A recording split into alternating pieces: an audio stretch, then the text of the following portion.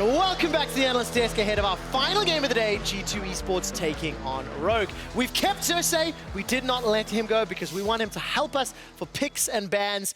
Because frankly, it's G2 and Vedius, we need all the help that we can get. Yes, we do. And someone who has a lot of experience, not only drafting against them, but with draft in general, I'm sure Xerxe will be valuable. And one of the players in our league that has a bit of a brand in playing some fun and unique champions over the years. So no pressure, buddy. To be honest, no amount of knowledge can help you predict what G2 is going to pick. Like, you never know when they're going to pull the Garen, the Soraka. What I actually want to ask though is like, the exploration has been very successful for the most part on the G2 side. Has this kind of inspired yourself and other LEC teams to also be a bit more exploratory when it comes to scrims and things? Not really. I mean, they can afford to do that because they're obviously on another level. So they can still win with like tallish picks, like we saw the Annie. I mean, not sure how tall it is. I get what you but mean, it like did unique picks. I guess, yeah, but they look really tallish when you see them for the first time, but then when you actually think about it, it does make some sense. One of the funniest things that happened to me was I was speaking to Mickey the other day, and I was like, all right, at what point is the fact that you flex everything, G2 trying a little bit too hard? And he said, never. We will flex every single champion. And I kept throwing champions at him, like the most obscure champions. Everyone's like, nope, you can flex that. No, you can flex that too. Nope, confident you can flex that as well. So as far as G2 is concerned, every champion is a flex pick, which is why drafting against them is one of the most obnoxious things ever. Because as Xerxe says, when you see it, you think, this is stupid. This doesn't make any sense. It's not going to work. And then they execute it, and you're like, oh, damn, now I have to learn this champion as well. Was this smart, or was this G2 being G2? But the problem is that when they pick a champion, you don't even know where he's going. Like, even if you don't know if he's going top, if he's going jungle. So, like, it's just so difficult to play against that. It really is, and the difficulty is going to be on Rogue. Now, with Origin losing just moments ago to Splice, Rogue, they've set their sights on that 6th place and the playoff bye. Now, of course, they will be playing Origin next week. Let's turn our attention to draft, turn our attention to picks and bans, and straight out the gate, nobody will be surprised that Olaf is banned against Inspired. All right, so that makes a lot of sense. A lot of respect being thrown towards Inspired. Nothing too unconventional coming out the gate so far. What do you think about Corki bans? What does it tell you, Xerxe? I feel like it kind of enables the Azir/Akali first pick. And usually it's a good ban on blue side because the red side team can usually flex it. Now that we've seen teams actually pick it AD carry like bot lane, and some people play top lane as well. So yeah, I would say it's a good blue side ban. Okay, and the Yasuo ban doesn't really surprise us either. No, that's just a respect ban. That's just a respect ban for Perkz, and we have seen Caps play it, but not since what, like MSI of last that's year? A Qiyana. In a while. That's a Qiyana. You think over Akali? I would say so, yeah. If it is, do you think Jankos gets a chance to play it, or do you reckon this just lands in the hands of Caps? I would say Caps takes it. Yeah. But do you think Caps plays it mid lane, or do you think... I think it's going to be mid lane. Oh, okay. So Jankos did tweet that if Sejuani was open, his coach was making him first pick it. This makes me wonder if G2 is trying to learn more about trying to first pick Sejuani like a sensible team. Well, we're going to find out. I mean, this is obviously a big game here for Rogue and how important it is. Tryhard faces on the Sej. 8 kills, 2 deaths, 28 assists for Jankos across his 3 games played. So significantly, very, very impressive stats. And for Woolite, he's going to get the Kai'Sa. Wow, so Xerxe, I'm really curious as to what you think about this increase in Kai'Sa priority, because we've been seeing it a lot more around the world. Yeah, I feel like right now it looks like he's the best performing AD carry after Zyra Kana removed and Yuumi as well. So yeah, I think it just becomes stronger with those bans. That's interesting. All right, so Woolite is going to get something that is considered pretty strong in the bot side of the map. Now, do you think the Qiyana well, they played Qiyana Akali. They played Qiyana Sejuani against us, so... Oh, there it is! Okay. Good luck guessing where those champions go. Vedius, if you were to be a betting man, Wunder or Caps, who gets Qiyana Akali? Just assuming they go like Caps in gets normal Akali, places. Wunder gets Qiyana, in my opinion. So the only thing that I like the Soraka hover. Tell me why you like the Soraka hover. Well, because they're baiting G2 and they're like, you promised the Soraka top lane, because that's what Wunder was tweeting out earlier in the day. Well, it's not going to happen just yet. It's going to be the Renekton locked in for Finn. Of course, Finn coming in for Profit. Finn's cleared last week. 2 games on it. Looked pretty good. Not banned today. Not going to run it. I'm a little sad because I'm a bit of a cleared fan I am myself. aware. Now, Xerxe, when you see kind of the champions that, you know, Rogue or G2 are locking in, what direction do you want to see them take their bans and then their picks in Phase 2? Phew, it's kind of hard to tell because, like, if you're on G2, you need some AP in the bot lane, I would say. But I feel like Perkz can just play so many mages and like AD carry, so it's hard to say. I do find the Kled ban surprising. This does suggest they actually expect the Renekton to go mid lane as an answer to... again, so you have to do like many mental gymnastics here because they're like, okay, so they consider the Renekton a good pick into either the Qiyana, Akali, or both. And they assume that whatever's going mid lane, the Renekton is going there to answer it, so they want to take the Kled off the board as well. Because they've only banned the Gangplank as well, so they're also banning top laners, which heavily indicates that the Renekton should be going mid and it's not going in the hands of Finn. What does this do then for the Rogue pivot? Let's just assume G2 100% right and that it wasn't even Kled Renekton. Now they need to find something else. Where do they fall back to? Good luck, right? That's super tough, isn't it? It's going to be the Elise locked in for Inspired, so this will give us the solo laners, anticipated Sylas and Renekton, and that kind of answers the question for us. Oh yeah, I suppose it does. Yeah, you're right, because then the Sylas will go in the mid lane, because I actually assumed that the Sylas was going jungle initially. The thing is, like, here, like, Larssen has played Renekton before, right? So, like, on Rogue side, you can still flex the Sylas and Renekton between mid and top. That's true. So I guess it's just going to be a swap game, and I'm not too sure how it's gonna go. Well, one of the things I want to ask as we start to see this team comp sort of rounded out, Xerxe, how do you think G2 want to win this game? And then same question for Rogue once we see their last pick. G2's team comp looks like the Origin's team comp, but just better, because you actually can win sides and you have the Sejuani. So the Varus Tahm Kench makes sense in this case. Whereas, and if I recall correctly, there was the 1-3-1 comp, right? Yeah, this is the 1-3-1 team comp. But they have the 1-3-1 team comp where they win the side, but I feel like with their team comp, like they can actually team fight as well. So like they can do both of the 1-3-1 and just group 5 mid and just brawl. So what do you think about this Pyke last pick then? Because whenever you pick Pyke in my head, you're not really playing for the 2v2, you're looking for skirmishes like around the mid, like around mid lane early, and then like in the mid game you're looking to group up with your jungler and just constantly look for picks around the map. Do you think this is an answer to try and attack these sides later on? I feel like this Pyke is a good answer to G2's 1-3-1, and as far as I know, it's a good counter to Tahm Kench as well. Yes. So yeah, like I feel like Mikyx won't be able to roam mid lane and back up caps, and here like Rogue, if they can have Elise and Pyke just around mid lane and just get a prio and then move it to sides, I think that would definitely help them get control of the game.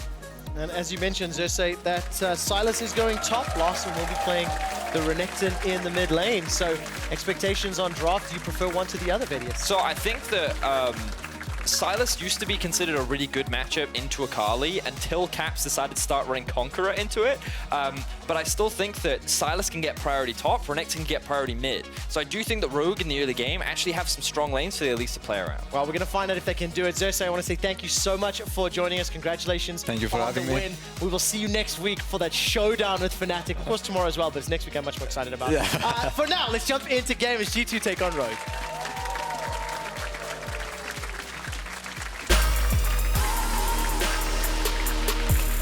GG, dude. Thank you.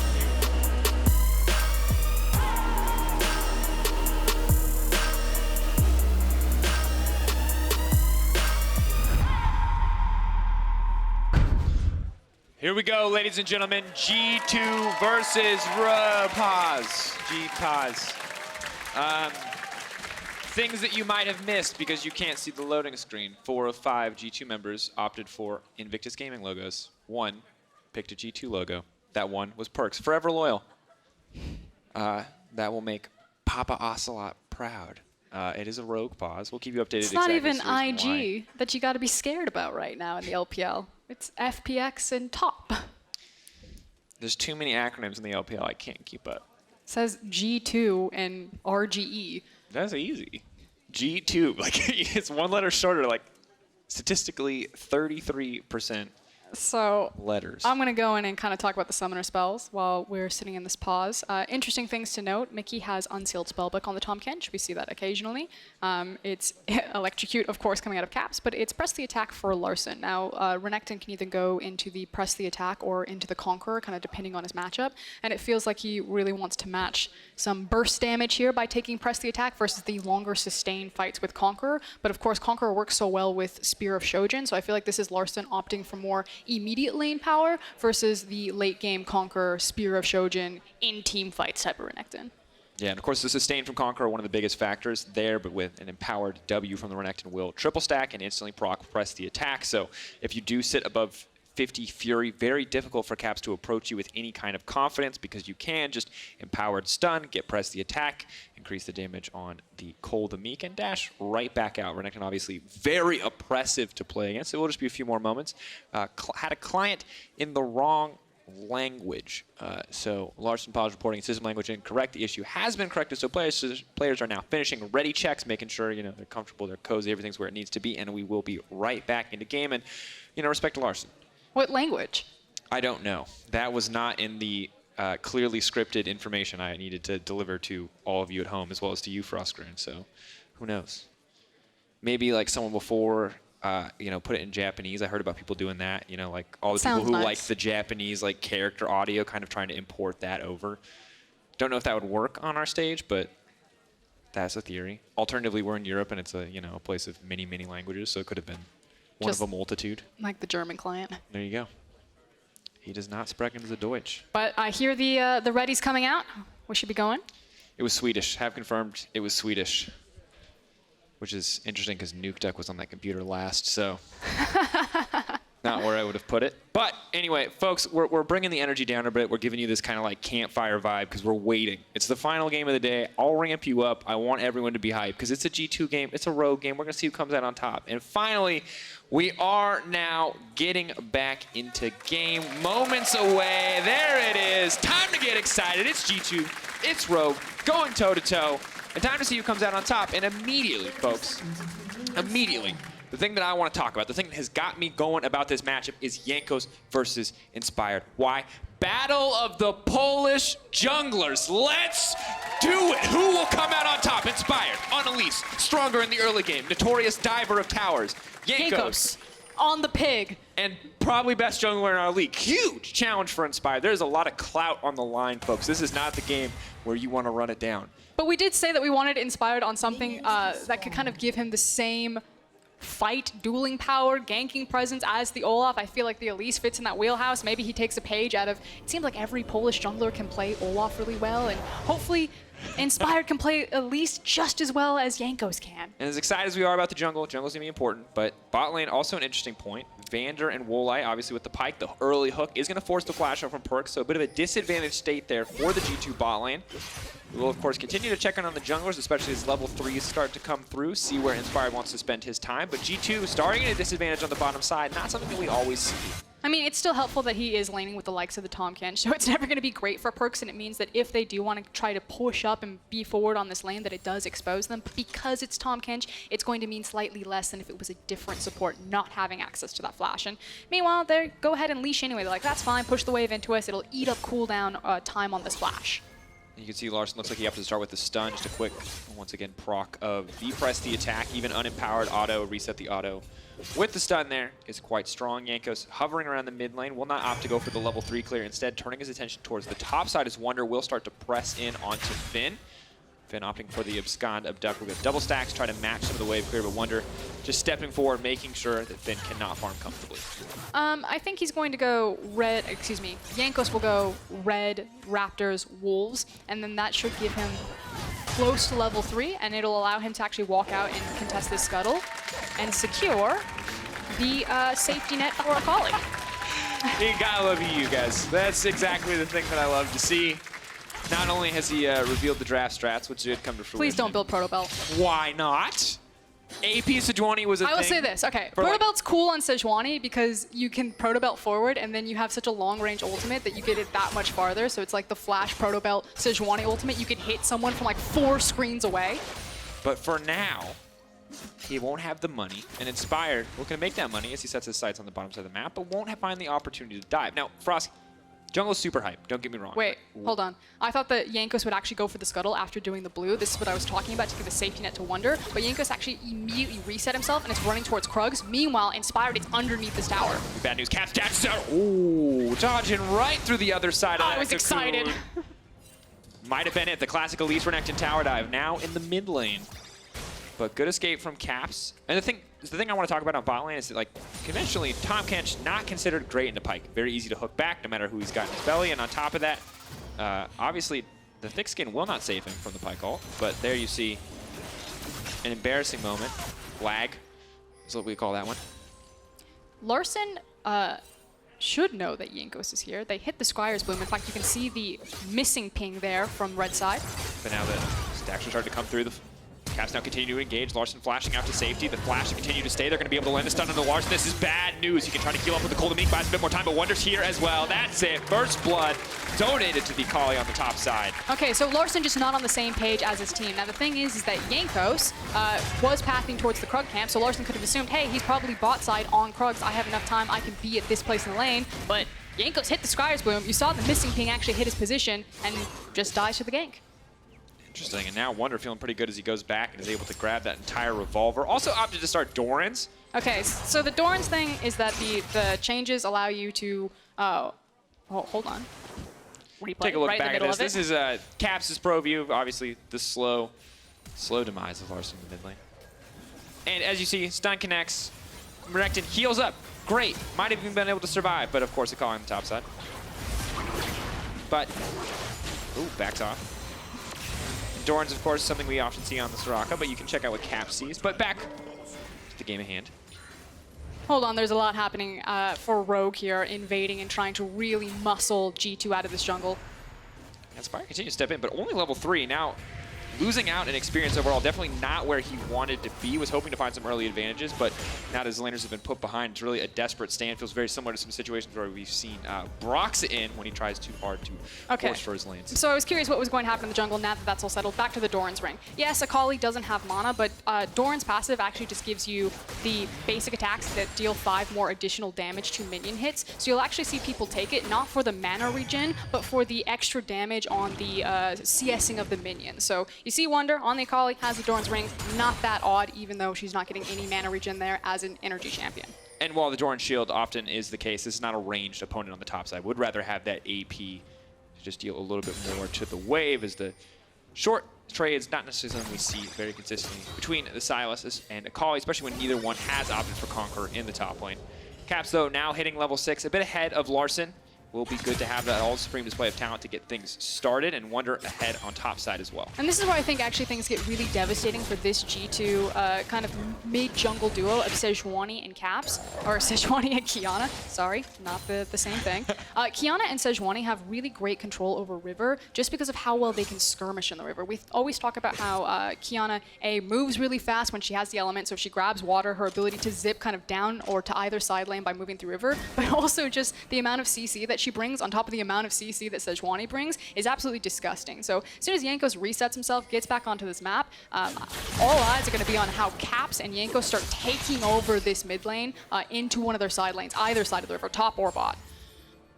Jankos has now opted to reset. We'll go for boots early on, so a bit more mobility as well as double control wards. So can lay down that vision, can look for some of those setups.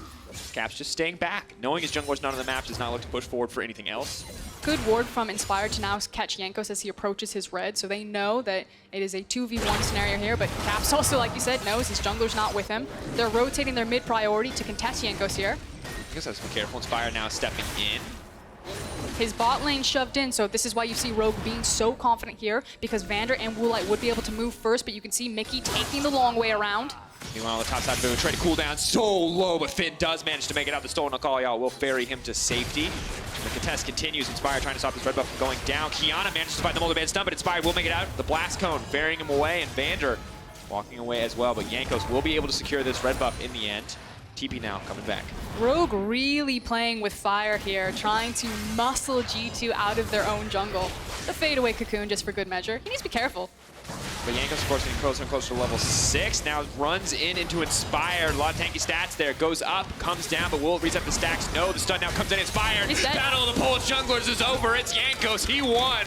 Coming out on top of Larssen, may be able to get something back, redeem his teammate, but now pushing in for a bit more. VandeR not able to find the reset. No level 6 for the Pyke, the smite. Walking away, the double kill. He'll let the Raptors finish the job. Caps taking another one. And Inspired really pushes his luck right there. He overstays. Jankos suddenly has level 6 to level 5, and Jankos just turns around and is like, what are you doing? And slaps him. Dominance asserted. Yeah, yikes. Difficult. At this stage, G2, of course, already 2K gold in the lead. The ulti is going to connect. Woolite now going to be in trouble, has been caught out. We're going to go into a replay. Because he survived. No, he didn't. Did not survive, folks. Update picture-in-picture. They walked him down. They found the kill. And Jankos, as you said, hits level 6, goes in on the spider. There's no way out. Larssen tries to save the day, but can't make it there in time. And you can see kind of what Inspired was thinking of. It is VandeR that gets to the play first, so maybe he's thinking, I got, you know, the ability to roam here from my Pyke. I'm safe to do this. Did not count for Jankos to get that level 6 right there. As now we take a look at Woolite. I thought for a second he'd make it out, but it is the fadeaway arrow that kills him. Here we go. Yeah, good night. I like that. Auto quick Q. Does not waste any time charging it. Just instantly fires it out. And now, of course, the Qiyana has both the Moby boots as well as the serrated Dirk. So while the 1v1 matchup versus Larssen might still be difficult, although an XP advantage is definitely going to make things easier, can immediately start to roam through. You talked about the extra movement speed when he has the river element equipped, and he can run through the river to the respective lanes, but going to be even faster now with these Mobies.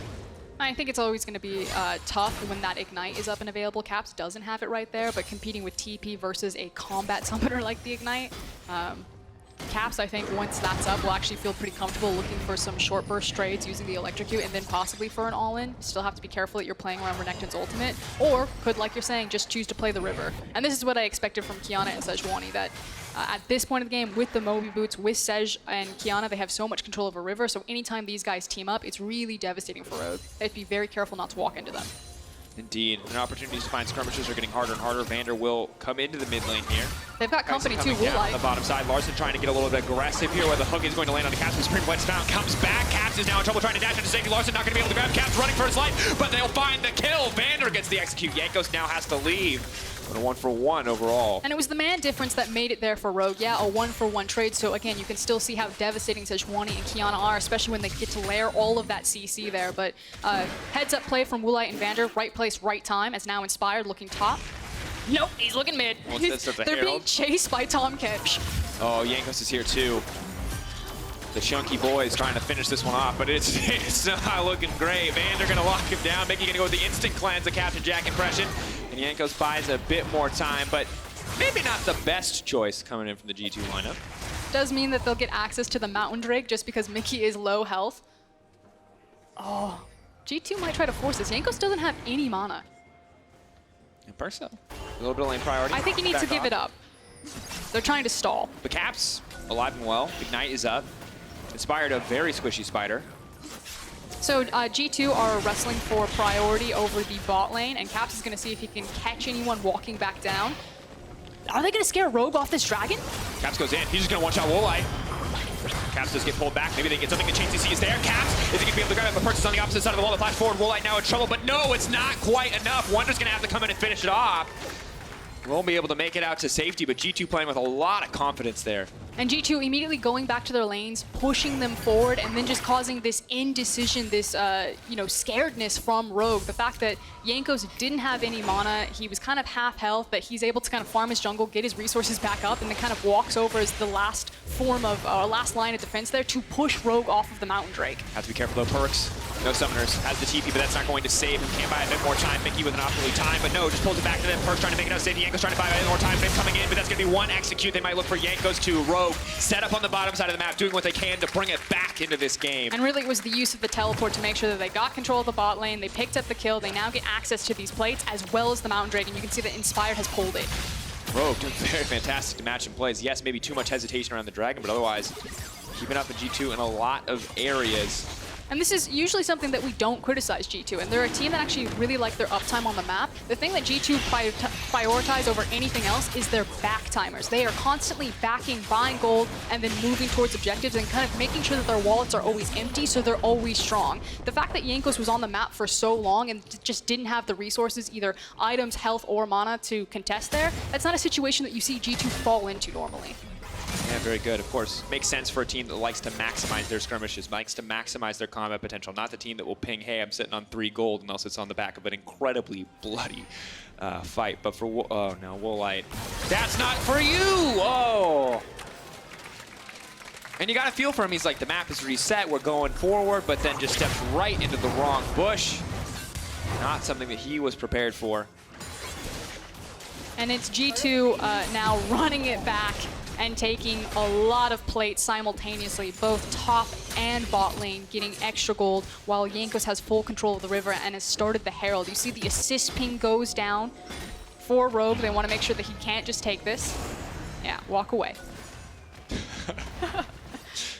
Say that. We'll see what VandeR and Inspired can do. And this is the thing about playing against G2 Froskurinn, as you talked about, like the back timings, how they always have so much combat strength because they're so diligent about spending their money. But right now, this is the kind of explosion of gold that I'm used to seeing from G2, where it looks even, Rogue are maybe 1K behind, and then suddenly G2 are almost 3K ahead. An easy way to think about it is we're very used to seeing League of Legends where you have a big team fight and then a team from the team fight victory walks into an objective, either a tower or a dragon. They don't know. That's Wunder's bush. You can't go into Wunder's bush. He shoots intruders on sight. The fact that Wunder's been sitting in that bush the entire time, he actually walked past the tower and he's just been sitting there waiting for someone. Anyway, back to G2. Most teams, it's kind of how it goes. Most teams will like win a fight and then do an objective, and in the reset time, they lose a lot of speed on the map, and the enemy team is able to get to another play, and then they're playing behind it. G2 will do that occasionally, but what they'll usually do is win a fight, back, spend the gold, then do the objective. So that way there's never an instance where the enemy team is on the map and G2 aren't also on the map matching them. I think it's an interesting way to watch as they play the game. Keep an eye on those back timers as we step forward. But for G2 as a whole, I mean, look, we know they're the best team right now, currently. We'll see how they fare in best of fives. Many fans may want to see them fall. I've seen how they fare in best of fives. They 3-0 them. It's a good look. But as we see G2 kind of continue to extend this goal lead, I think it's important to look at what kind of separates them, how they approach the game, how it's different. We're going to break yet another tower. Wunder, though, goes in for the quick play. Larssen going to try to find this one out. Wunder giving a lot of respect and backing off. And ult is going to go wide here. Rest of Rogue ready to collapse. Where's the hook going to go? VandeR fishing. What can he grab? Is going to pull the Tahm Kench right back under the tower. That's going to be huge. Mikyx now in trouble, locked down. Buys a bit more time. VandeR waiting, goes, sees it. Perfectly played around the stopwatch. Means he will walk away with the execute and a bit more money in his pocket. That's still a lot of damage done from G2, however. They will have to lick their wounds and disengage from Rogue, so credit to VandeR, especially to clean up on that kill. Now 3-0 and 2 on this Pyke. Again, we talked about how the recent Pyke changes mean that there's just more gold. There's more bounties and cuts to go around, so it means a lot more when these champions get snowballed. Definitely does. And of course for Pyke, still donates cuts over the allies, but also just gets more cut for himself. So we're going to see a very strong Pyke stepping in as we move later into the game. And of course, something you always have to respect. Scales well with lethality, pretty much entirely built around the itemization we see coming in now. So going to be a very frustrating Pyke to deal with. And Mikyx's life is only going to get harder because that's a level 7 Tahm Kench. This man has been ignoring experience, giving everything to Perkz. Yes, Perkz is now level 10, and that's great, but Mikyx is a very vulnerable catfish. Yeah, but Perkz is also a very strong Varus. True. Pick potential between the Varus ultimate and the Sejuani ultimate is very strong, and all Mikyx needs to do is just gobble him up and be used as like a minivan. He's just there to like transport people. He's a ferry. All right, not something I'm used to hearing from Tahm Kench, but I like that one. Makes sense. The Caps is gonna get dove. The Dodge Caravan. Will it come in time to save him? It might not be. The stolen ultimate is there. Caps can't make it out to safety, and Rogue find yet another pick, but Mikyx's on the bottom side. He's still alive. Will he be able to get anything else? Caps flashes out, wants to make it out. Wind. He's still alive. Grass hiding, waiting, not gonna be it. Larssen gonna take him away, but Perkz now here. Will G2 continue to extend the play? It's a messy fight overall. Caps trying too hard to outplay, and Rogue are going to be able to find this kill. They're sticking around. Maybe they want to keep fighting. Jankos level 11, Inspired only level 9. But look at Wunder. Wunder is very deep. He's going to get behind Rogue right here. I think he was spotted out by the ward in the brush. TP coming in for Rogue. They know that the fight's coming. Fishing. Ult goes wide. Inspire tries to buy a bit more time. Perkz looking for the disengage. Larssen on the backside. Have to respect the potential for the Renekton just to pop off. Woolite's coming in as well. Mikyx buys as much time as he can, but the very squishy Catfish is now in trouble. Inspired running, but Wunder has found the first kill. Rest of the team looking to disengage. Jankos buying a bit more time. Perkz waiting in the pit. Here's coming as a big arrow. A lot of damage on the Woolite, but a perfect flash will take him out to safety. Buys as much time as he can. Rogue running for the hills. G2 have come out on top in this skirmish, but how much more can they get? Wunder continues to move forward on the hunt, but will not grab anything else. I mean, a split fight where Wunder was fighting 2 people. The problem is that this Akali is now 4-0-1, so just annihilated them. And unfortunately for Rogue, on the top end of that fight, they just couldn't reach anyone to clean it up. And now, for Wunder, it's this wolf pit where he waits. Caps he died recently, but he's not playing like he did. Instantly one-shots Larssen. That is Caps running from spawn, clearing out some farm in the mid lane, then walking all the way top, and Larssen was still there from the previous fight. Wow. Big confidence move, of course, coming from Caps. Not concerned about the 3 deaths that he has. Still willing to play forward, still willing to play aggressive. I mean, who expects someone to like run across the map just to kill you? Good job, Inspired. I swear, if he walked up to those Krugs and died again, there was gonna be a stern talking to from Freddy There's after this game. the Fnatic brush, and now this is the G2 brush. That's Wunder's brush. Caps is just seeing it. House sitting, some would call it. Watering the plants. Definitely watering the plants, taking care of everything. That's what the water blade is for. But Caps really has to be careful here. Finn just stepped forward, just once again. Just to find this, Caps is going to try to turn the play. I honestly just trying to style, but maybe a little bit too much. He's not going to be able to take down Finn. Healing up, burning, ticking. Is he at least going to get the 1-for-1? Yes, in the end, but Caps, I don't think there was any reason for him to do that. The question is what do G2 get on the map? Well, Caps is dancing with 3 members of Rogue. Good job going 1-for-1, best case scenario for him. That's what we expect from Caps. And it's positioning for a play like this, although here's Larssen deep flank. Cook does manage to grab Perkz. Mikyx tries to buy as much time as possible. VandeR instantly gone. That was Larssen thinking he had the flank, and then suddenly his team just exploded. And speaking of flank, here comes Wunder. Going in, Woolite dead. That was very fast. Wunder going to continue to look for more. Dashes in, perfect execution. 1 stack, might try to finish off, but Larssen's still very strong. Has to be careful. Mikyx once again saves the day. The Tahm Kench bailing him out of that aggressive dive forward. So what did Caps' team do while he was dancing with Death up on the top side? They created a massive pressure point into the mid lane, and it has now accumulated into taking that mid-tier tower, as well as cleaning up multiple kills from Rogue. And G2 just, once again, so disgustingly far ahead. 7K gold lead, 20 minutes in. They have the Varus as well, who's going to shred through that Baron, especially with the power of the Rage Blade, if they do want to go for it. But for now, will not be the focus. Once again, instead of going for anything else, they will back, they will reset, they will spend their money and be ready to fight again. Also cool in the itemization for Perkz here. We've seen a lot of, I'll hold the thought. I don't think he's going to go over that wall. We've seen a lot of the Varuses going second item, Runan's Hurricane, and it feels like because a lot of team comps that are running Varus are melee, that they really need him to prioritize the Hurricane so they have some form of safe wave clear, but Perkz is like, no, it is all about the damage. He goes immediately second item, Rage Blade, which we expect to see on the Varus, but usually it's coming out third. And speaking of being all about the damage, that is a 3-stack Medjai's Soul Stealer. It's not a proto belt though, so. I'm gonna be honest, in terms of greedy Sejuani buys, I'm gonna put Medjai's above proto belt. Proto belt builds out of a health item. That's like something that Sejuani would get everywhere. Now, while it looks like it could be Warmogs, that could be a proto belt coming in for Jankos. That would be the ultimate disrespect. G2, though, setting up for the siege now. Have to be careful. Of course, the threat of Caps' ultimate makes it very difficult to stand next to that tower, but Rogue remain unafraid. Some good defensive vision will stop them from getting flanked by G2. G2 just continuing to exert pressure, forcing Rogue to kind of respond to them. No doubt they're dancing to G2's tune. But again, G2 don't waste any extra time on the map. They kind of push a wave forward, they force Rogue to respond to it, and then they immediately reset and then kind of walk to the next play, and that's what you just saw Jankos do right there. So this is kind of what I want viewers to keep track of as they continue to watch G2 games. It's when do G2 decide to go back, and how often they do it, and what kind of advantages it gives them. Finn now going to be in trouble. The Soul and Qiyana ultimate may not be enough to buy time. Wunder now running him down. Finn in trouble. The TP coming in. He needs to find the kill. Finn tries to get a little bit more, but Wunder now dominating, but running between the enemy tower. Needs to make it out to safety. Meanwhile, in the mid lane, the Elise has been caught and will be taken out. Running for his life. Inspired. Can he make it to safety? That is the question. VandeR dashes over the wall. The hook, where's it going to go? Tries to pull it back. Mikyx with the Akali in his belly, but not enough. Cabs once again in the midst of everything. VandeR tries to find the reset, but it will not be there. Big damage coming in. Jankos wants a few more stacks. The Ignite goes in. Cabs gets the kill. Jankos buys a bit more time to tank, and it is an absolute slaughter and a triple kill for Cabs. It is actually just styling on Rogue right there with G2. The fact that Wunder is still alive, that he made the around-the-world play from top lane all the way into mid lane. Huge credit to Mikyx for the save, as G2 now look towards the Baron. And this has gone from Rogue finding opportunities to G2 and absolute dominance. No surprise to see that this continues to be the story. But for Rogue, definitely a frustrating game, no doubt. And G2, of course, is going to move in. They're going to take down the Baron. Finn, maybe a desperation steal, but it's too little too late. And as I'm sure we're probably about to go into a replay onto that one, I want to point out that it was Mikyx's unsealed spellbook into a TP take that allows him to get into position to save Wunder.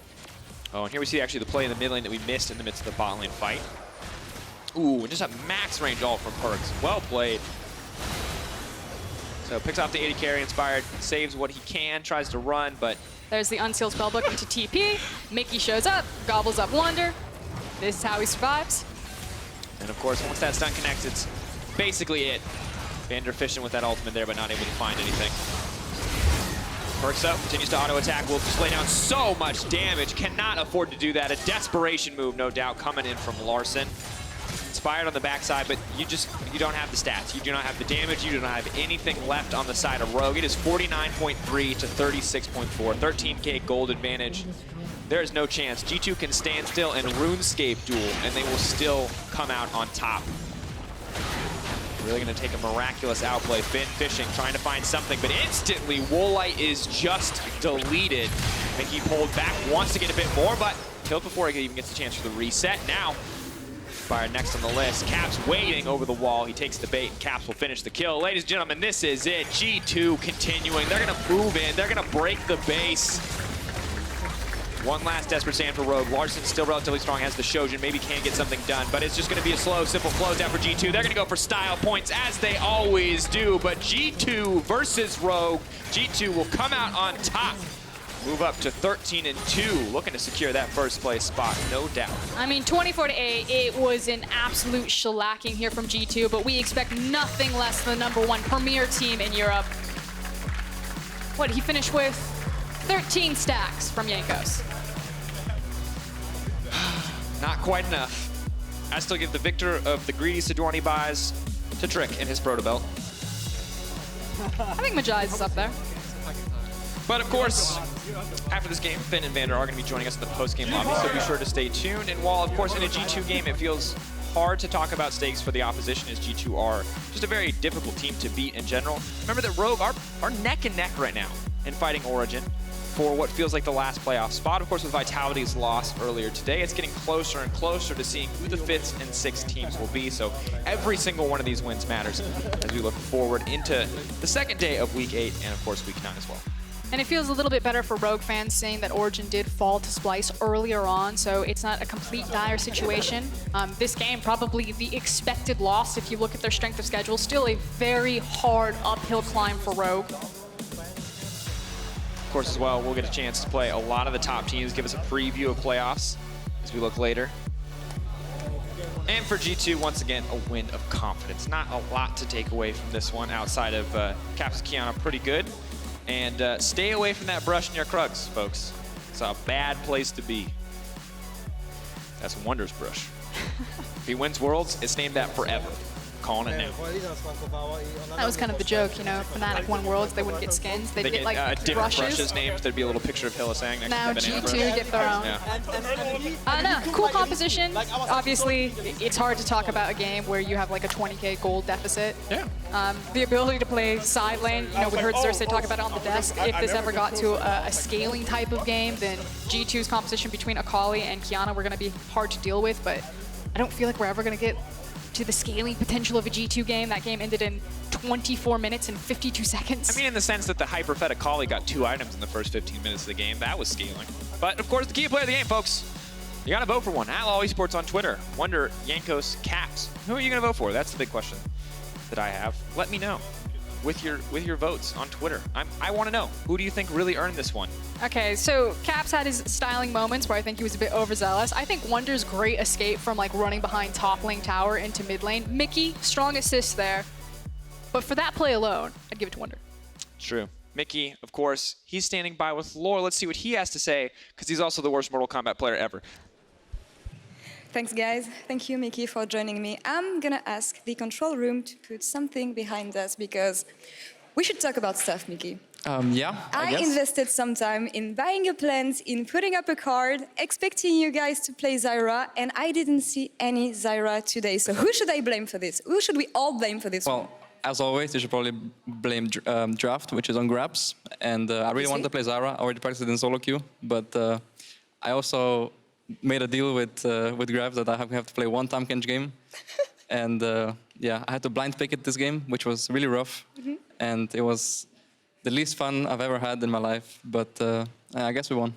How can you guys maintain G2 on top when you have a coach who doesn't want Jankos to have fun, who doesn't want you to have fun, and who makes up his draft based on what he likes to play in TFT? I mean, it's really rough. We're gonna have to uninstall like League client so we can't play TFT. He's gonna like only be able to access League of Legends Champions by looking at other screens or something. And yeah, it's really rough having to play like Tahm Kench, Sejuani most of the games, because I would love to play some Zyra, but unfortunately I'm getting jailed by my coach. I feel bad for you, but I mean, trolling aside, I had an interview with Grabs a few weeks back, and he told me how amazing the support around G2 was. So I want to have your input as a player. What's helping you to be so good? I mean, yeah, our coaching staff is pretty insane. I mean, compared to past teams I was on, this time I can't complain.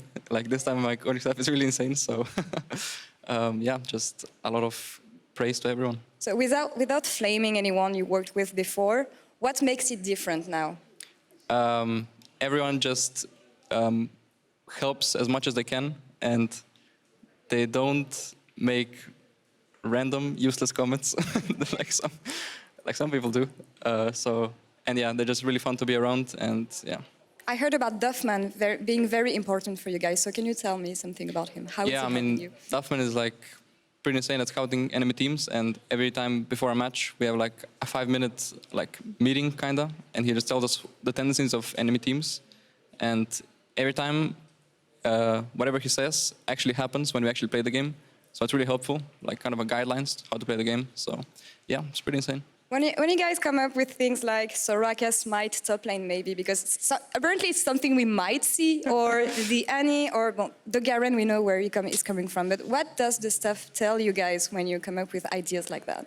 I mean, well, everyone's really open-minded, so they're just down to try it. And well, first they want to hear the thought process behind it, and then if it makes sense, then we kind of try it, and then depending on how it goes, we usually pull it on stage, maybe sometimes even without even practicing it, but yeah.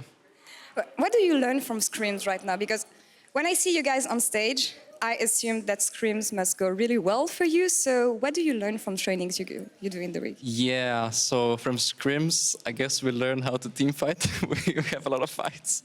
But I mean, I guess we try new champs in scrims.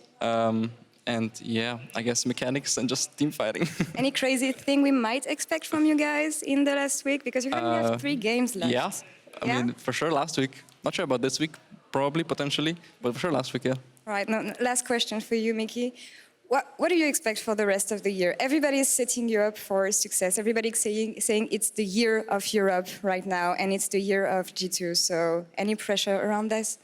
I mean, I guess there's some pressure, but it's also my expectation. For when I joined this team, I wanted to win everything, and so far we kind of did it, so we're halfway there. Well, hopefully we just keep going like that. And I hope you guys will. Thank you for playing along during this interview. Thank you. To wrap up the day, we're going to send it over to PGL. Take it away, guys. Zyra tomorrow.